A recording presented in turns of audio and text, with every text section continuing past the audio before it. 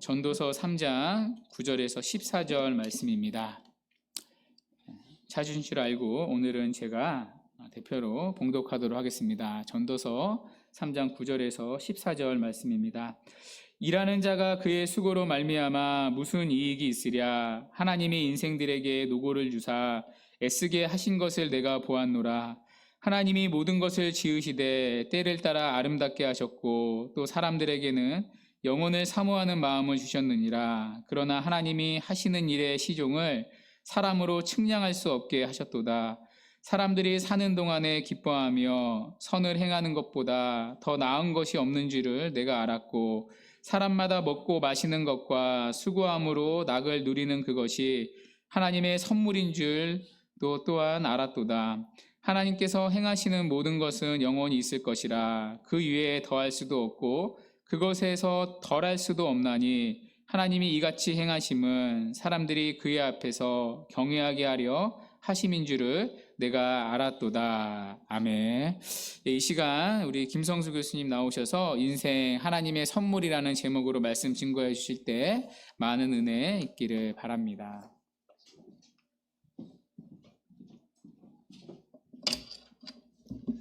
네, 사랑하는 좋은 시학교회 성도 여러분, 뵙게 돼서 너무 반갑고요. 또 부족한 저를 초대해 주셔서 하나님 말씀을 같이 나눌 수 있게 해주셔서 진심으로 감사를 드립니다. 이 시간에 우리 인생이 하나님께서 우리에게 주신 얼마나 좋은 선물인지, 또 이 선물을 우리가 어떻게 하면 잘 누릴 수 있는지 함께 생각해 보도록 그렇게 하겠습니다. 우리는 지난 몇 년 동안에 코로나 전염병으로 매우 힘들었습니다. 또 전쟁과 같은 세계 상황 때문에 물가도 많이 올라서 경제적으로도 좀 사실 힘들어진 것 같습니다. 이 밖에도 우리가 이유를 알 수 없는 개인적인 그런 이제 고난들이 우리를 참 고통스럽게 합니다. 크고 작은 어려움을 겪고 계시는 우리 사랑하는 성도님들에게 주님께서 이 시간 오셔서 친히 위로해 주시기를 바랍니다. 이런 상황에서도 우리는 어떻게 하면은 하나님을 붙들고 이 상황들을 의미 있게 살아낼 수 있겠습니까? 또 어떻게 하면 이 상황들을 행복하게 살아낼 수 있겠습니까? 오늘 읽은 이 전도서의 말씀이 우리에게 그 답을 주고 있습니다. 본문 읽지는 않았지만 2절에서 8절에 보시면 우리가 만나는 다양한 삶의 때의 목록이 나옵니다. 웃을 때가 있고 울 때가 있다. 찾을 때가 있고 잃을 때가 있고 잠잠할 때가 있고 말할 때가 있다.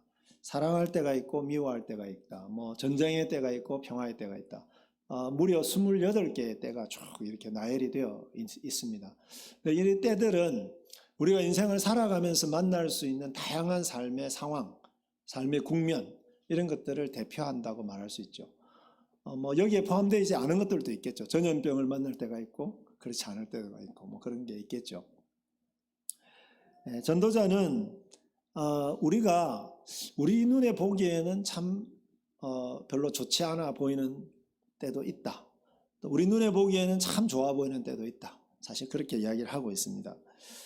우리가 이처럼 다양한 삶의 때 가운데서 그 때를 만나서 많은 수고를 하지 않습니까? 그 때를 견뎌내고 또 극복하고 또 격려하기 위해서 많은 수고를 하는데 이 수고가 우리에게 정말로 유익한가? 이렇게 질문을 던지고 있습니다. 9절 말씀 보시면 일하는 자가 그의 수고로 말미암아 무슨 이익이 있으랴. 인생의 때를 따라서 학교도 다니고 직장에 취업도 하고 또 가정도 꾸려나가고 교회도 다니고 그죠? 노년의 때를 또 경영을 하고 그렇게 많은 수고를 합니다. 많은 수고를 하는데 이 수고가 정말로 우리에게 유익한 것인가? 다르게 질문하자면요. 이 수고가 정말로 나에게 의미가 있는 것인가? 혹은 이런 수고들로 말미암아 내가 정말 행복한가? 이 질문을 하는 것이죠. 특별히 고난의 때를 만나면 고난을 견디기 위해서 우리가 많은 수고를 하지 않습니까? 그러면 이 고난의 때를 그냥 견디는 것 자체가 정말로 우리 인생에 도움이 되나? 이게 정말 나를 행복하게 하는 일인가? 그런 생각이 든다는 것입니다. 정말로 힘든 부부관계를 깨지 않고 어떻게 하든지 또 그죠? 하나 되기 위해서 애를 쓰고 기도하고 하는 이런 일들이 정말로 우리에게 유익한 것인가? 유익한 수고인가 하는 것입니다. 정말 말 안 듣는 자녀 포기하지 않고 그래도 기도하고 또 섬겨주고 또 도와주고 이렇게 하는 것이 정말로 유익한 수고인가? 젊은이들은 몇 번을 떨어지면서도 취업을 계속해서 준비해 가는 것, 그 수고가 정말로 그의 인생에 유익한 것인가? 윗사람들 눈치 보고 갑질을 당하면서도 계속해서 직장을 다니고 사업을 할 의미가 있는가 하는 거죠. 제 딸이 올해 초에 취직을 했는데요. 수시로 전화 옵니다. 그만두고 싶다. 어떻게 위로해야 되겠습니까? 그래도 의미가 있을 거야. 하나님이 허락하셨다면 그 일을 통해서 너나 세상을 행복하게 만드실 거야. 그 직업을 통해서. 그런 말들이 잘 안 들리죠. 우리가 그저 우리가 만난 때를 그냥 이 때를 당했으니까 내가 학교 다녀야 되니까 직장 다녀야 되니까 그냥 열심히 그냥 살고 열심히 일하고 하는 것이 정말로 우리 인생에 행복한 것인지를 우리가 질문해 봐야 됩니다. 내일이라도 우리에게 그죠? 죽음이 닥쳐온다면은 야, 내가 정말 인생을 너무나도 행복하게 또 의미 있게 살다가 내가 주님 품에 안긴다. 여러분 이렇게 말할 수 있겠느냐는 것이죠.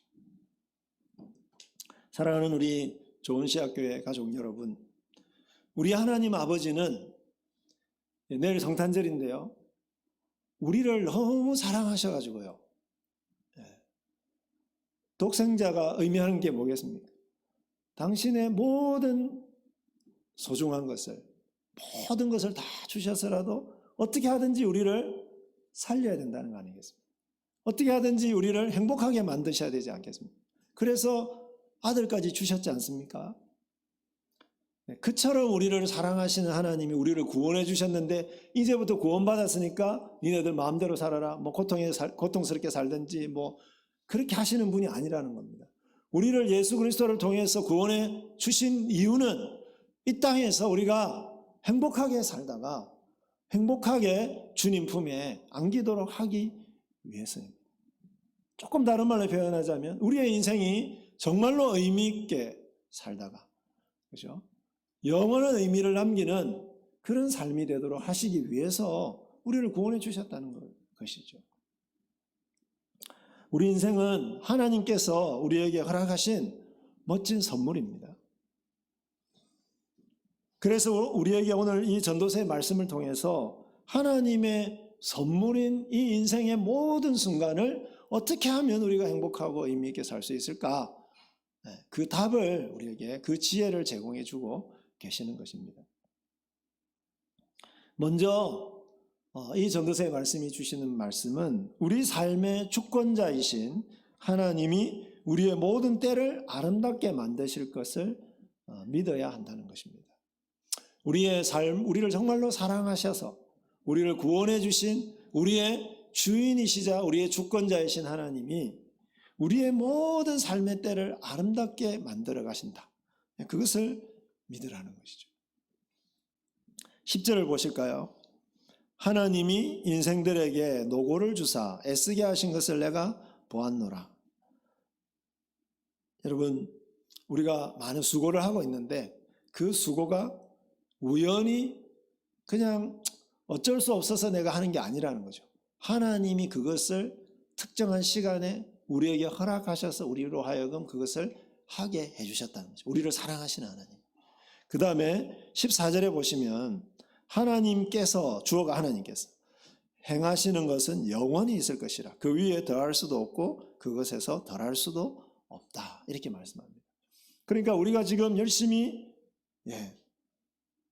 일을 하고 있는데, 열심히 지금 수고를 하고 있는데 이게 하나님이 영원의 관점에서 우리에게 꼭 필요해서 일어나게 하신 또는 우리에게 맡기신 그러한 중요한 사역이다.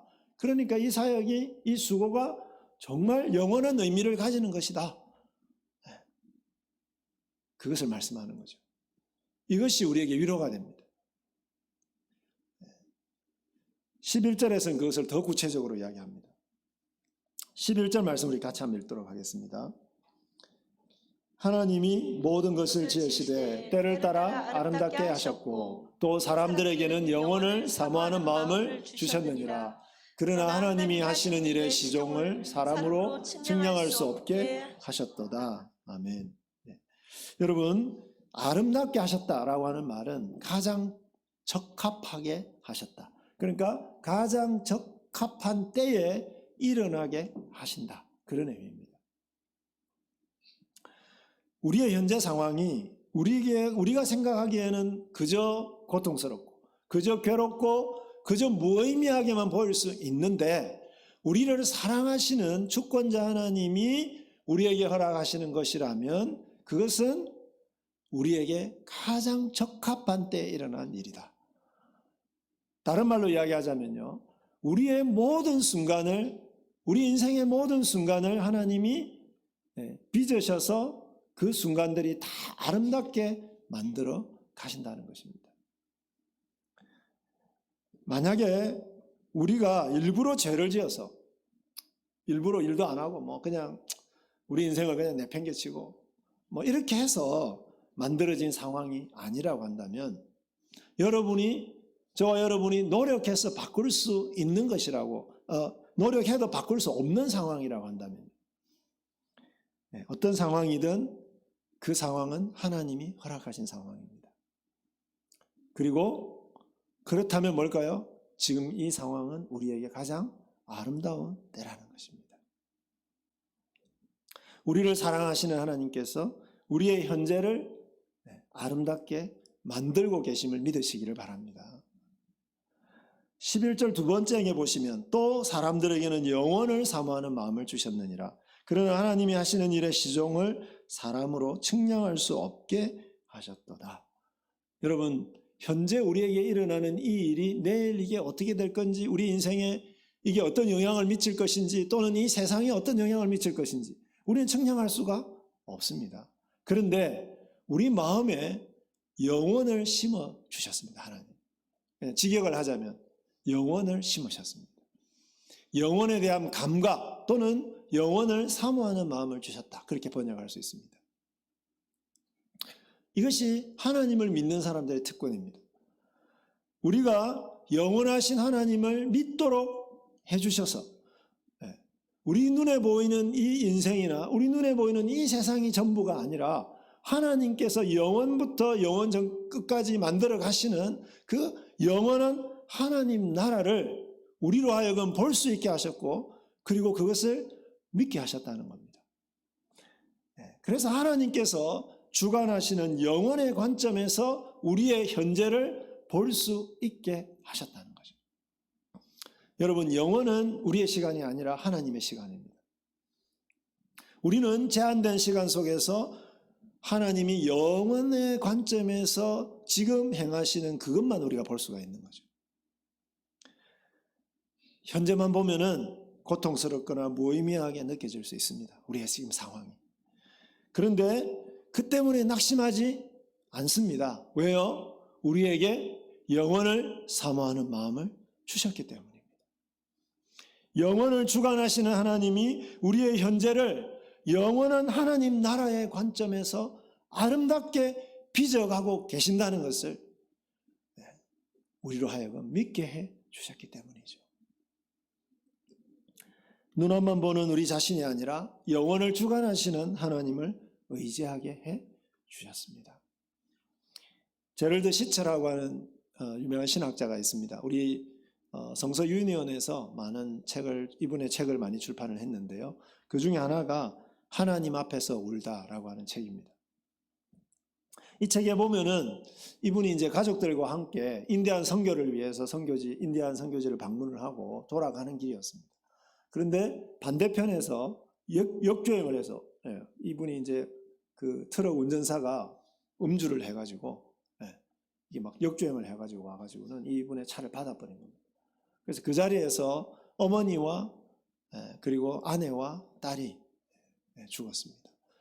그리고 자신과 아들은 굉장히 많이 다쳐가지고 오랫동안 병원에 입원을 했습니다.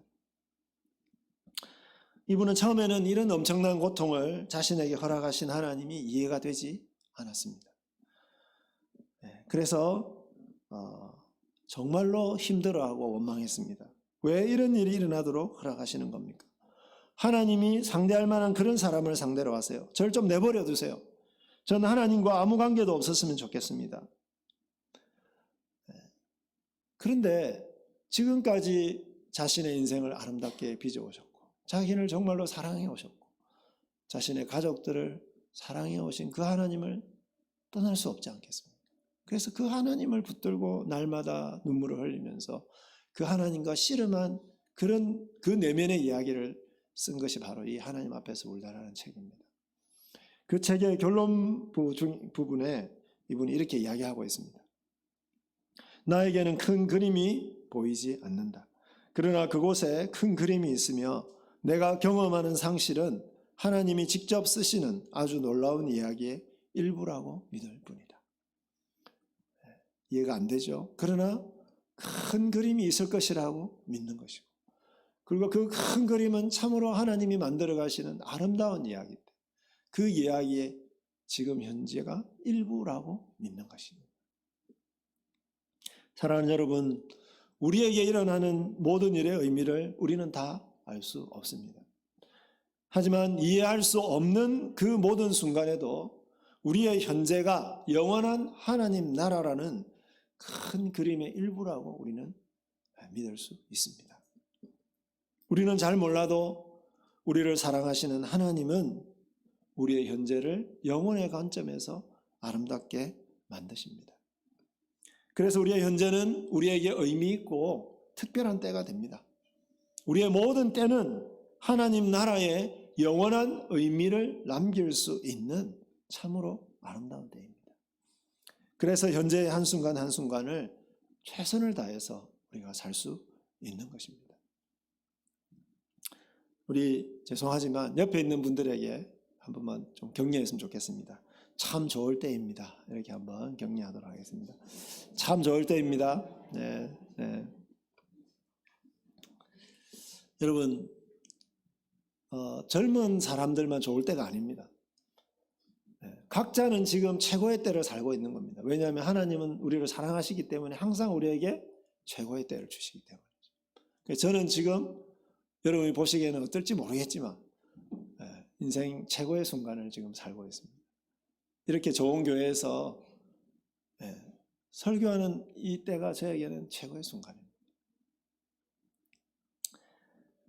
그런데 이렇게 격려해 주셨으면 책임을 져야 됩니다.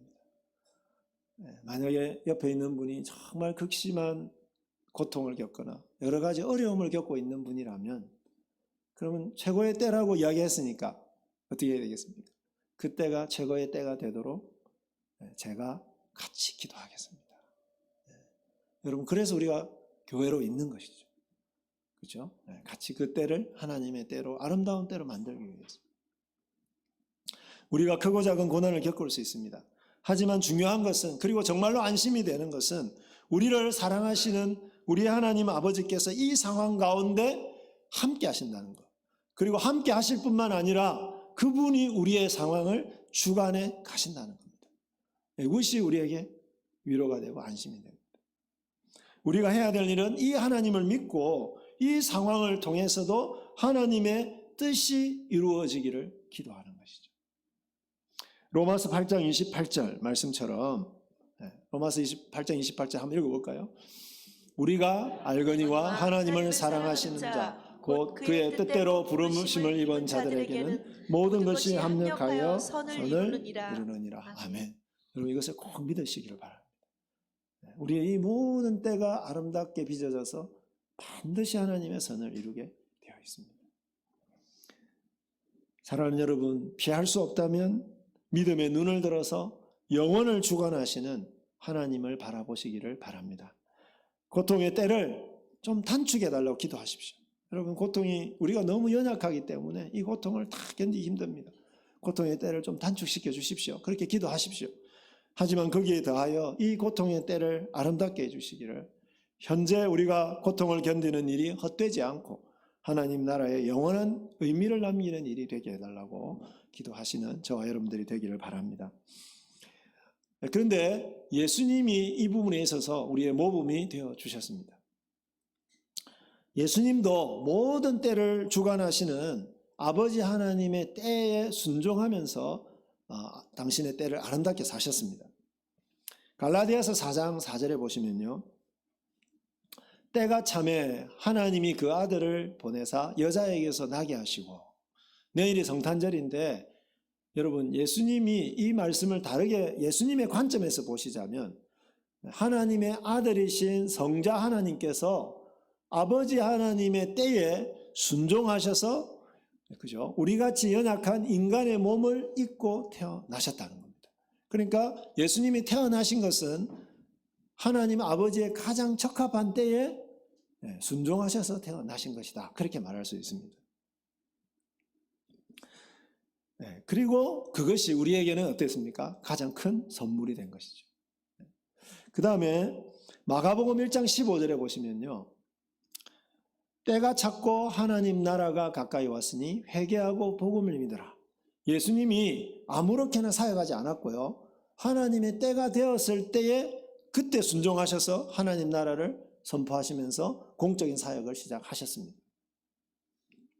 그 다음에 요한복음 13장 1절에 보시면요, 유월절 전에 예수께서 자기가 세상을 떠나 아버지께로 돌아갈 때가 이른 줄 아시고, 여러분, 예수님이 아버지 하나님의 때에 그냥 아무렇게나 십자가를 지러 가신 게 아닙니다. 아버지 하나님의 때에 순종하셔서 우리의 죄와 고통을 대신 지시고 십자가에 달려서 돌아가신 것입니다. 사랑하는 여러분, 만약에 예수님이 많은 기적을 베푸시고 병자를 고치시고 말씀을 능력 있게 전하셔가지고 그 이스라엘 백성들이 예수님을 환호하고 왕으로 삼으려고 했던 그 순간만을 이것이 나의 때지, 만약에 그렇게 받아들이고 예수님이 십자가를 지셔야 되는 때는 하나님, 이건 내 때가 아닙니다, 만약에 이렇게 거부를 하셨다면 우리의 구원은 어떻게 되겠습니까? 예수님이 십자가를 지시는 그 순간도 하나님의 아름다운 때로 받아들이셨기 때문에 우리가 구원받을 수 있는 길이 열리게 된 것입니다. 예수님이 그때는 이 고난의 때는 내 때가 아닙니다, 왜 하나님 나에게 이런 고난을 주십니까? 나는 이런 고난 필요 없습니다, 만약에 내팽개치셨다면 영영이 저와 여러분이 구원받을 길은 없어지는 것이죠. 마태복음 24장 36절에서는 예수님 이렇게 말씀하시죠. 그러나 그 날과 그 때는 아무도 모르나니. 어떤 때입니까? 그죠? 예수님이 다시 오셔서 하나님의 나라를 완성할 때입니다. 여러분, 이 때를 예수님은 또 기다리고 있습니다. 아버지 하나님이 가라고 하시면 그때 오시겠죠. 오셔서 죄와 고통이 가득한 이 세상에서 살아가는 우리 성도들을 구원하시고 온전한 하나님의 나라를 완성하실 것입니다. 사랑하는 좋은 씨앗 가족 여러분, 우리가 삶의 여정에서 만나는 다양한 때들을 예수님처럼 하나님의 때로 받아들이시기를 바랍니다. 아무리 힘들어도 주님의 그 십자가를 보시면서 하나님이 얼마나 우리를 사랑하시는지 믿으시기를 바랍니다. 그리고 다시 오실 주님을 기대하시면서 고난조차도 하나님의 선물로 받아들이시면서 그 나라를 이루는 일에 온전히 최선을 다하시는 저와 여러분들이 되기를 축복합니다. 이처럼 우리의 모든 때를 아름답게 빚어가시는 하나님의 그 주권을 믿는다면 우리는 우리의 때를 어떻게 보내야 되겠습니까? 우리의 현재를 어떻게 살아야 되겠습니까? 구체적인 방법이 있어야 되지 않겠습니까? 12절 말씀 우리 같이 한번 보겠습니다. 사람들이 사는 동안에 기뻐하며 선을 행하는 것보다 더 나은 것이 없는 줄을 내가 알았고. 여러분, 살면서요, 우리가 정말 행복하게 살 수 있는 길이 뭐냐 하면은 기뻐하는 것입니다. 첫 번째, 기뻐하는 것. 여러분, 근데 기뻐하라 이렇게 돼 있는데, 기뻐하라는 것은 아무리 힘든 상황이라도 하나님의 선한 뜻이 이루어질 줄을 믿고 그 상황을 기쁘게 받아들이는 것을 이야기합니다. 여러분, 질병에 극심한 고통이 있고 여러 가지 아픈 일들 때문에 마음이 힘들고 감정적으로 여러분 기쁠 수 없죠. 감정적으로 그건 힘든 겁니다. 그래서 감정대로 우리가 힘들지만 상황 자체를 기쁘게 받아들이라는 것이죠. 야고보서 1장 2절처럼 시험을 당할 때 온전히 기쁘게 여기라 그랬습니다. 그래서 의지적으로 기쁘게 여기는 것입니다. 왜요? 하나님께서 이 순간을 통해서 놀라운 일들을 행하실 것을 믿기 때문이죠. 그리고 그래서 제가 그 김창옥 TV라고 하는 유튜브 채널을 자주 보거든요. 아시죠, 그분? 근데 그분이 이런 말씀을 그 중에서 했습니다. 다른 분의 말을 인용한 것 같습니다. 고난이라는 불청객을 귀한 손님처럼 극진히 대접하라. 그러면 그 손님은 귀한 선물을 주고 갈 것이다. 그것은 인격이다. 그랬습니다. 요거를 기독교적으로 조금 바꿔서 표현하자면, 고난이라는 불청객을 귀한 손님처럼 기쁘게 여기라. 그러면 그 손님은 귀한 선물을 주고 갈 것이다. 그것은 믿음의 성숙이요 하나님 나라의 확장이다. 하나님이 허락하시는 것이라면, 하나님이 허락하신 상황이라면 기쁘게 여기시기를 바랍니다. 그 다음에 두 번째로 선을 행하라고 그러죠. 여러분, 세상이 아무리 악해도, 나의 상황이 아무리 고통스러워도 선을 행하기를 포기하지 말라는 것이죠. 여러분, 교회나 성도는 고난 중에 있는 성도와 이웃을 위로하고 그들에게 선을 베푸는 일을 포기하지 말아야 합니다.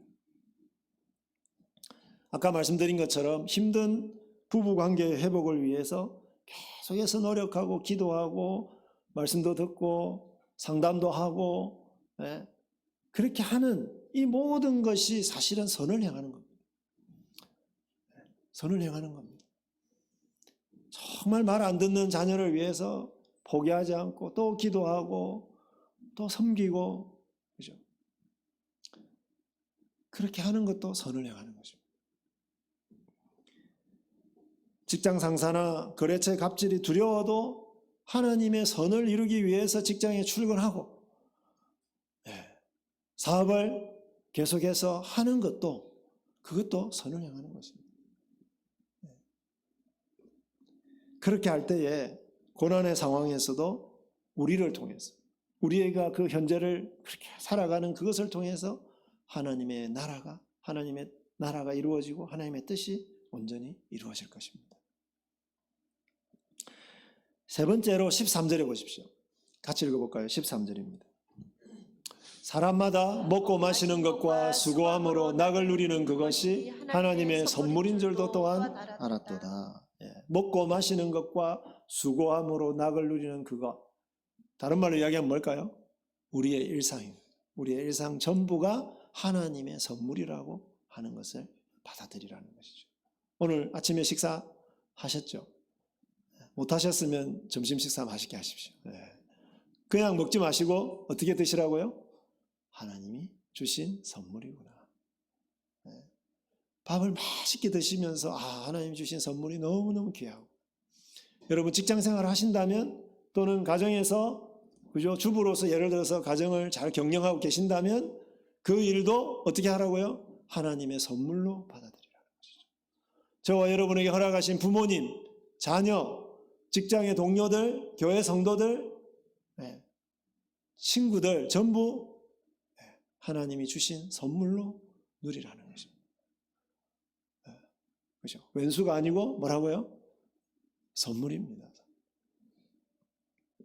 그리고 직장에 다니신다면 다른 사람 직장과 비교하지 마시고 하나님이 주신 선물이니까, 그죠? 그 직장 생활을 통해서 어떻게 하든지 하나님의 나라가 이루어지도록 최선을 다하시기를 바라고, 다른 사람이 월급을 얼마나 받는지 비교하지 마시고, 하나님이 내가 열심히 일을 했는데 소득을 주셨으니까 그 소득을 기쁘게 쓰시기를 바랍니다. 물론 저축도 하셔야죠. 그러나 나를 위해서 좀, 내 수고한 나를 위해서 좀 옷도 사 입으시고, 그죠? 여러분을 위해서 기도해 주신, 그리고 열심히 가정을 지켜주고, 또 여러분에게 기염을 뜬 우리, 그죠? 가족들, 자녀들, 그들과 함께 맛있는 식사도 좀 하시고, 교회와 세상을 위해서 그 소득을 쓰는 겁니다.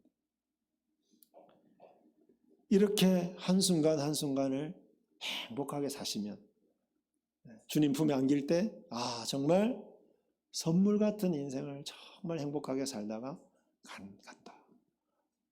그런데 그냥 가는 게 중요한 게 아니라 그렇게 행복하게 살았는데 우리 인생의 모든 여정들을 통해서 어느샌가 하나님의 나라가 이루어져 있는 것입니다. 여러분, 이보다 멋진 삶이 어디 있습니까? 예수 그리스도를 통해서 하나님 우리에게 찾아오셨어요. 우리를 향한 놀라운 하나님의 계획을 보여주시고 그 영원한 하나님 나라의 관점에서 우리의 인생을 빚어가신다는 것을 우리에게 알게 해주셨을 뿐이고, 그리고 그런 삶에 우리와 동행해 주셔서 우리의 인생이 이렇게 행복하도록 해주신 거 얼마나 감사합니까? 늘 성탄절을 맞이하실 때에 이런 마음으로 예수님을 선물로 기쁘게 맞이하시기를 바랍니다. 이제 말씀을 맺겠습니다. 사랑하는 우리 종시학교의 성도 여러분, 우리를 사랑하시는 우리의 주권자 하나님이 우리의 삶의 모든 때를 아름답고 의미 있게 만들어 가심을 믿으시기를 바랍니다. 우리의 인생은 하나님이 우리에게 주신 멋진 선물입니다. 살만한 가치가, 어떤 인생이든지 살만한 가치가 충분히 있습니다. 이 선물을 잘 누려야 하나님의 나라가 이루어집니다. 그래서 첫 번째, 모든 순간을 기쁘게 여기십시오. 두 번째는 어떤 순간에도 선을 행하기를 포기하지 마십시오. 세 번째는 뭘까요? 하나님이 주신 일상을 하나님의 선물로 잘 누리시는 저와 여러분들이 되기를 간절히 축원합니다.